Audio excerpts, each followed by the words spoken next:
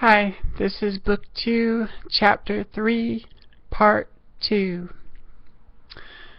Back on the street, if you listen carefully, you can hear the faraway friction of wheels under a plank of redwood hewn from the Californian forest. My surfer in the sun, weighing in at $1.75 and change. A smile unfurled on my face as he moved in like rolling thunder, burning against the streets beneath the careless sky drained of the deep blues of dawn.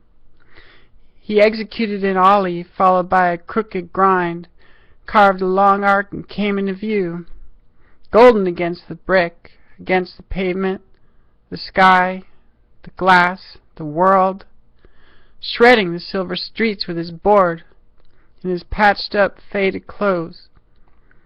I needed that special irresistible. There was nothing I would not do. He froze me with his youth all wild, and I called out to him, "Maze!" He headed straight for me, then let the board collide with the curb, stepping off to throw his arms around me.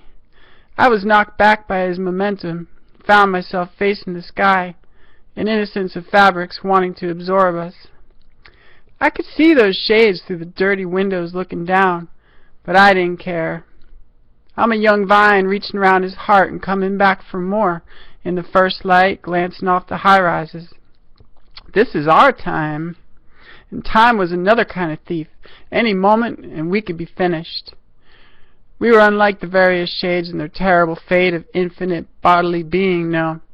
We would die 1,000 deaths to any one of theirs. Up there above the mezzanine looking down on us. Perhaps they envied us, for we need not be confined to a single body.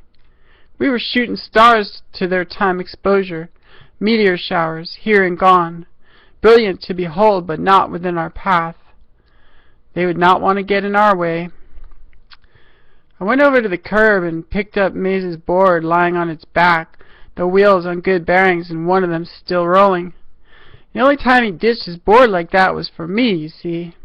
I'm 102% sure he loved me. Someone in a Beamer hollered at us to get out of the street, and Maze gave him the finger without looking. I brought him the board and he wrapped his forearm under the trucks, pulled it to his chest. I asked what he wanted to do. We ought to go home, he said. So we went back to the boarding house, where he rented a room for deep discount off the dole. All he had to do was meet some obligations, make a few appointments, see a few head shrinkers, do some stints toward vocational rehab. The mundanity. Life would smile upon us for sure today, the sun rising until the shadows of the skyscrapers were etched into the pavement. The street would hold us until darkness blotted us out. The pavement buckled and broke and we fell.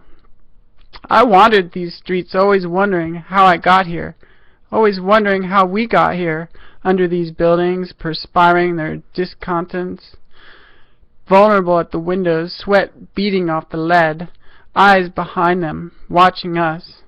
Someone was up to no good.